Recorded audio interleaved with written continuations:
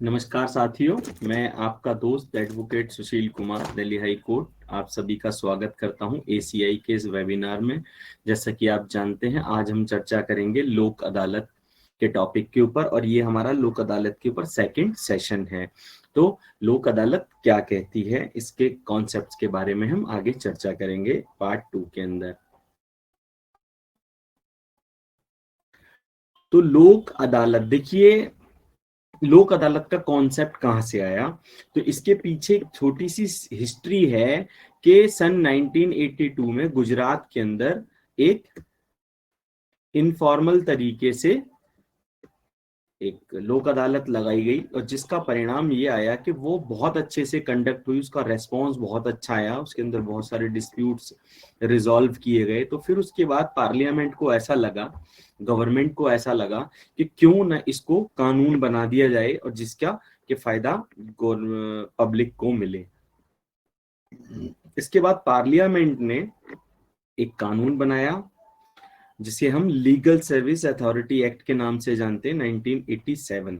अच्छा, legal service authority, इसके बारे में हम फिर कभी किसी और वेबिनार में चर्चा करेंगे।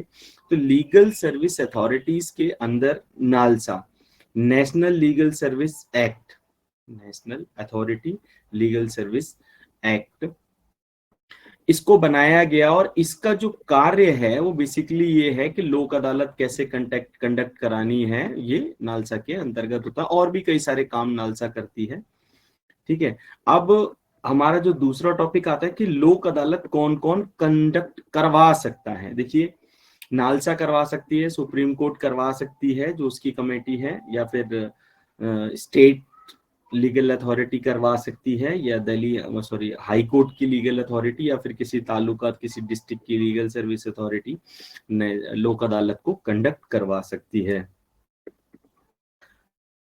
और इसके बाद ये भी जरूरी है कि जब एक लोक अदालत लगेगी तो उस लोक अदालत के अंदर कौन सा टॉपिक या फिर वो कौन से केसेस होंगे जिनको कि रेफर किया जाएगा या जिनको डिसाइड किया जाएगा। तो ये भी वही अथॉरिटी जो लोक अदालत कंडक्ट करवा रही है वही डिसाइड करेगी कि कौन से टॉपिक्स को वहां पर सुना जाएगा या किन मुद्दों पे चर्चा की जाएगी या कौन से प्रकार के केसेस को वहां पर लेके आया जाएगा। अब जैसा कि आपने देखा होगा कि कोविड टाइम के बीच में कई बार मतलब हमारी हर साल लोक अदालत लगती है, इतनी सारी 3-3 4-4 बार साल में लगा दी जाती है। नेशनल लेवल पे, स्टेट लेवल पे को लोक अदालत लगाई जाती है। तो उसके अंदर आपने देखा होगा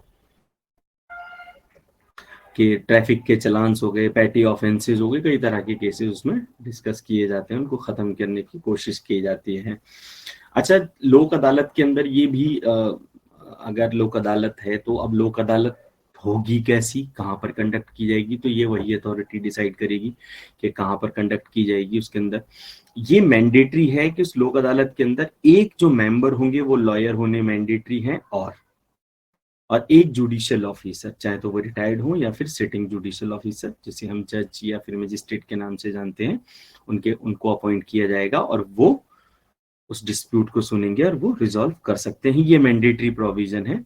और उसके बाद जो तीसरा प्रोविजन आता है वो जो आता है तीसरा, वो ये है कि 2 से ज्यादा या एक सोशल सर्विस के फील्ड से भी एक व्यक्ति को लिया जाएगा तो फिर 3 हो गए। इस प्रकार से कम 3 मेंबर उसके अंदर होंगे लोक अदालत में। ये 5 भी हो सकते हैं, एज पर रिक्वायरमेंट ये अथॉरिटी डिसाइड करेगी जो कि लोक अदालत कंडक्ट करवा रही है। अच्छा, केसेस फिर इसके बाद आती है कि इसके अंदर किस प्रकार के केसेस रेफर किए जाएंगे, सुनवाई की जाएगी या डिसाइड किए जाएंगे। तो केसेस जो आते हैं, पहले तो कंपाउंडेबल केसेस, क्योंकि ये हमारा जो वेबिनार है ये वकीलों से रिलेटेड है, तो मुझे आशा है कि हमारे सभी साथी जानते होंगे कंपाउंडेबल ऑफेंसेस क्या होते हैं।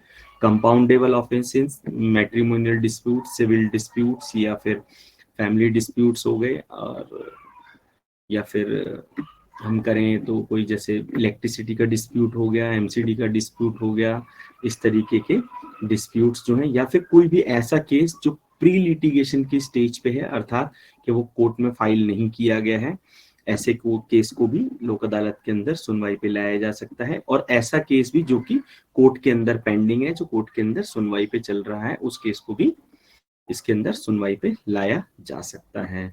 इसके बाद जो बात आती है वो ये आती है, ये डिस्कशन आता है कि लोक अदालत के अंदर केसेस कैसे ट्रांसफर किए जाएंगे।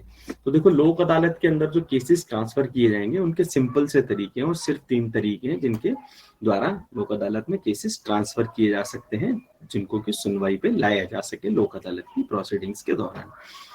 तो पहला तो, या तो जज अपनी मर्जी से किसी भी केस को जो उसे लगता है कि हाँ जी ये केस लोक अदालत की कैटेगरी में फॉल करता है, तो जज साहब उसको ट्रांसफर कर सकते हैं, मजिस्ट्रेट साहब ट्रांसफर कर सकते हैं। वो हम आगे चर्चा करेंगे इस बारे में कि कौन से केसेस को ट्रांसफर कर सकते हैं, जैसे मैंने अभी बताया भी आपको इनमें से। या फिर कोई दोनों पार्टियों में से कोई एक पार्टी अगर लिखित में एप्लीकेशन दे देती है कि हाँ जी मैं चाहता हूँ मेरा केस लोक अदालत में रेफर किया जाए और वहां पर उस पर सुनवाई की जाए, तो वहां पर लोक अदालत में उस केस को ट्रांसफर किया जा सकता है। ये दूसरा तरीका होगा। तीसरा तरीका ये है कि दोनों पार्टियां, देखिए एक केस में हम मिनिमम बात करके चलते हैं कि 2 पार्टियां तो होंगी ही होंगी, अदरवाइज तो केस ही नहीं होगा। तो अगर किसी केस में 2 से ज्यादा पार्टी हैं तो कम से कम 2 पार्टी या फिर सभी पार्टियां भी मिलकर एप्लीकेशन दे सकते हैं बिफोर द मजिस्ट्रेट या फिर लोक अदालत के जो सेक्रेटरी हैं जो उसको कंडक्ट करा रही है वो अथॉरिटी, उनके समक्ष, और उसको लोक अदालत में रेफर कर दिया जाएगा और उसके ऊपर सुनवाई की जाएगी। अच्छा, लोक अदालत के थोड़े से हम चर्चा कर लेके, तो लोक अदालत के फायदे क्या। देखिए, लोक अदालत के फायदे बहुत सारे हैं। एक तो जुडिशियल टाइम को सेव किया जाता है लोक अदालत के थ्रू, क्योंकि जुडिशियल जो टाइम है बहुत प्रीशियस टाइम है, और वो अगर बड़े केसों पे या फिर ऐसे केसों पे जो पेंडिंग पड़े उनके ऊपर लगाया जाए तो बहुत अच्छी बात है। दूसरा, पैसा बचता है। जब आपका मुकदमा लोक अदालत में खत्म होता है तो आपको लिटिगेशन में नहीं जाना पड़ता, वकीलों की फीस नहीं देनी पड़ती, या फिर लिटिगेशन चार्जेस और जो रिलेटेड हैं वो नहीं, जैसे पीएफ हो गया या फिर अदर चार्जेस होते हैं जो during the pendency of trial या लिटिगेशन चलते हैं उस टाइम, वो उससे आप बच जाते हैं। आपकी समय की बहुत बड़ी बचत होती है। देखिए, अगर एक केस कोर्ट में 2 साल चला और उसके अंदर 10 हियरिंग्स हुई, 10 बार सुनवाई हुई, तो आपको 10 दिन कोर्ट जाना पड़ेगा। लोक अदालत में आप एक ही दिन में उसकी सुनवाई करवा पाएंगे, तो आपके 9 दिन बचेंगे। उन 9 दिनों में या तो आप कमा सकेंगे या अपने घर पे कोई और काम कर सकेंगे या कोई रेस्ट कर सकेंगे।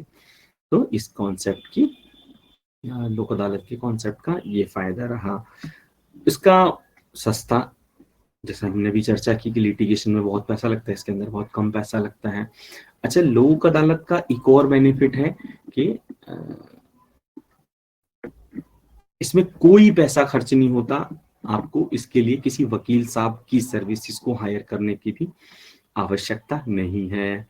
तो इस प्रकार के फायदे इस लोक अदालत से होते हैं, और इसके अगले वेबिनार में कल इसी समय पे हम इसके आगे के बेनिफिट्स के बारे में चर्चा करेंगे। यदि किसी हमारे साथी का कोई प्रश्न हो तो अभी किसी क्वेश्चन आंसर हम सुन सकते हैं या फिर उन पर डिस्कशन कर सकते हैं। अगर किसी का कोई प्रश्न है तो प्लीज बताएं मुझे।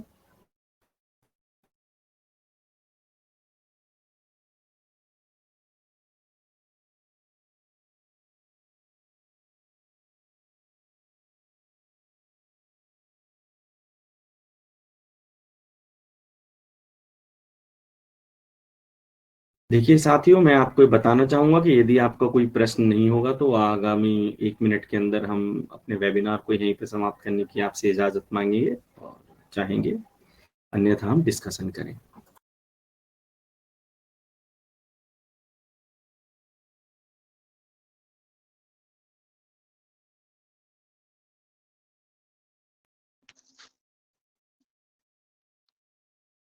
हेलो हेलो जी राकेश बहादुर जी, बताएं। सर 7:30 तक का है ना टाइम? हाँ, टाइम बिल्कुल 7:30 तक का है, लेकिन हमारा जो वेबिनार में जो हम टॉपिक डिस्कस करते हैं वो थोड़ी देर के लिए करते हैं, और उसके बाद जो हम अपने क्वेश्चन आंसर को डिस्कस करते हैं।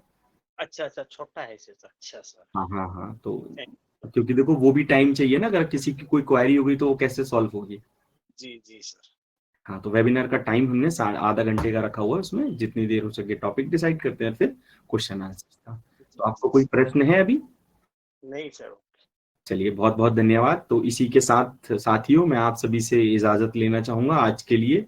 कल हम लोक अदालत के थर्ड पार्ट में आपसे डिस्कस करेंगे और कोशिश करेंगे कि अपने इस टॉपिक को कल कवर कर सकें। तो आज के लिए आपका बहुत बहुत धन्यवाद। नमस्कार, गुड नाइट एंड जय हिंद।